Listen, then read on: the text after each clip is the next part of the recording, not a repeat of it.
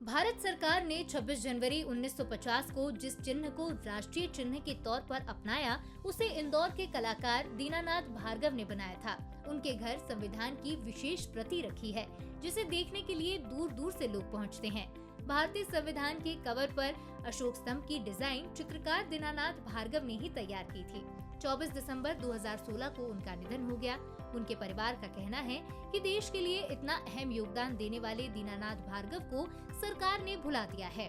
Bansal news digital ने उनके छोटे बेटे सौमित्र भार्गव से बातचीत की। मैं दीनानाथ जी का बेटा हूँ।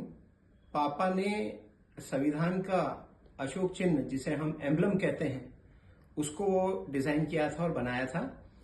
ये कार्य नेहरू जी ने, प्रधानमंत्री जब थे, उन्होंने शांति निकेतन को दिया था और शांति निकेतन के जो प्राचार्य थे नंदलाल बोस जी, उन्होंने ये कार्य पापा को दिया था क्योंकि वो उनके फेवरेट स्टूडेंट हुआ करते थे।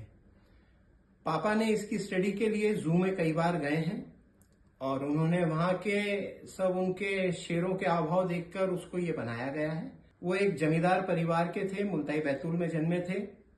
उनकी शांति निकेतन में से उन्होंने डिप्लोमा लिया है और 1947 या 50 में ये कार्य पूरा करके इसकी जो मेन कॉपी है वो संविधान के पन्ने में लगी हुई है दिल्ली में। क्या आपको लगता है दीनानाथ भार्गव के योगदान को भुला दिया गया है? जहां तक सवाल है योगदान का, तो सरकार और प्रशासन द्वारा उनके योगदान का कोई उचित सम्मान आज तक नहीं दिया गया है। आपकी भारत सरकार से क्या क्या मांगे हैं? मेरी सरकार और प्रशासन और भारत सरकार, मोदी सरकार से एक मांग है कि जिस इंसान ने जन्म से लेकर मृत्यु तक हर कार्य में आने वाले अशोक चिन्ह को बनाया है, उनको उन्होंने भुला दिया गया है। उनके नाम पर कोई भी उचित सम्मान नहीं दिया गया है आज तक।